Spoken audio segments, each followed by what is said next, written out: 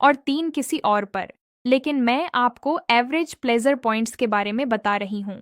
सबसे पहला होता है निप्पल। सिर्फ महिलाओं का निप्पल ही प्लेजरेबल पॉइंट नहीं होता, पुरुषों का निप्पल भी उतना ही सेंसिटिव होता है। लेकिन सोचिए, कितनी महिलाओं ने इसे कभी ट्राई किया है?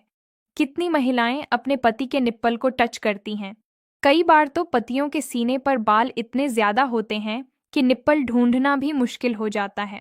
तो मैं आपको बता दूं कि जैसे फीमेल पार्टनर के निप्पल सेंसिटिव होते हैं, ठीक उसी तरह मेल पार्टनर के निप्पल भी काफी ज्यादा सेंसिटिव होते हैं। इसलिए आप उन्हें हल्के से टच कर सकते हैं, प्यार से छू सकते हैं, अपनी टंग से धीरे धीरे टच कर सकते हैं और उनके साथ प्ले भी कर सकते हैं। इससे पुरुषों को काफी अच्छा और इंटेंस महसूस होता है। आज की एडवांस जनरेशन इंटीमेसी को बिल्कुल नए नजरिए से देख रही है, इसलिए फोरप्ले के दौरान इन हिडन स्पॉट्स को एक्सप्लोर करना आपके बॉन्ड को इमोशनली और फिजिकली दोनों तरह से काफी मजबूत बना देता है। मेल एनाटॉमी को समझना कोई टैबू नहीं है, बल्कि यह एक हेल्दी रिलेशनशिप की निशानी है, जिससे आपके पार्टनर को एक अलग ही लेवल की संतुष्टि महसूस होती है।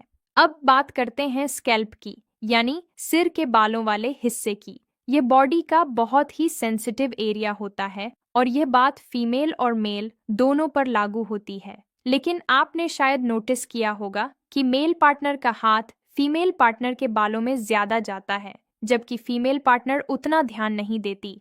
अक्सर जब किसिंग होती है तो मेल पार्टनर की उंगलियां अनजाने में फीमेल पार्टनर के बालों में चली ही जाती हैं, कभी कमर पर या बॉडी के दूसरे हिस्सों पर भी घूमती रहती हैं।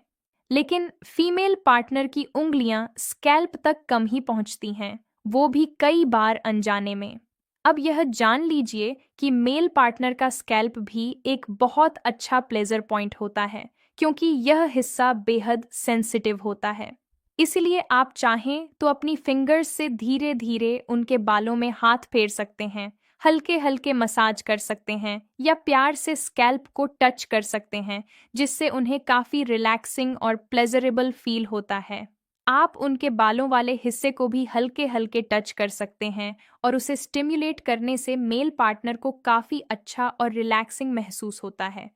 अब बात करते हैं अगले प्लेजर पॉइंट की। यह स्क्रोटम होता है, जिसमें मर्द के टेस्टिकल्स लटके होते हैं। जिस स्किन में यह टेस्टिकल्स होते हैं, मैं उसी हिस्से की बात कर रही हूँ। डायरेक्ट टेस्टिकल्स को टच करना हर किसी के लिए कंफर्टेबल नहीं होता, लेकिन जो स्क्रोटम की स्किन होती है वह बहुत ज्यादा सेंसिटिव होती है। इसलिए बहुत से पुरुष इस बात से एग्री करेंगे कि जब उनकी फीमेल पार्टनर उस एरिया को हल्के से टच करती हैं, स्टिमुलेट करती हैं या प्यार से वहां ध्यान देती हैं, तो मेल पार्टनर को काफी अच्छा और इंटेंस फील होता है। इससे उन्हें अलग तरह की प्लेजर फीलिंग मिलती है। इसलिए अगर आप फीमेल पार्टनर हैं और अब तक आपने इस पर ध्यान नहीं दिया, तो अब इसे धीरे धीरे एक्सप्लोर करना शुरू कर सकते हैं। अब अगला हिस्सा होता है एनस और स्क्रोटम के बीच का एरिया, जिसे पेरिनियम कहा जाता है।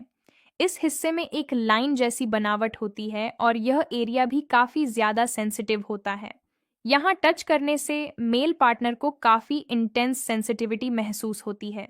इसके पीछे एक खास कारण भी है। यह हिस्सा खुद में सेंसिटिव होता ही है, साथ ही इसके ठीक अंदर की तरफ प्रोस्टेट ग्लैंड मौजूद होता है, जिसकी वजह से यह एरिया और भी ज्यादा सेंसिटिव बन जाता है और यहाँ हल्का स्टिमुलेशन भी मेल पार्टनर के लिए काफी प्लेजरेबल महसूस हो सकता है।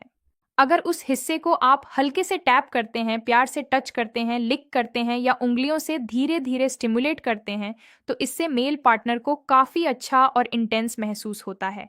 अब बात आती है उनके पेनिस की, जो पहले से ही बहुत ज्यादा सेंसिटिव अंग होता है। ये तो नेचुरली ही सबसे ज्यादा सेंसिटिव हिस्सों में से एक माना जाता है, लेकिन इसके अलावा भी कई ऐसे प्लेजर पॉइंट्स होते हैं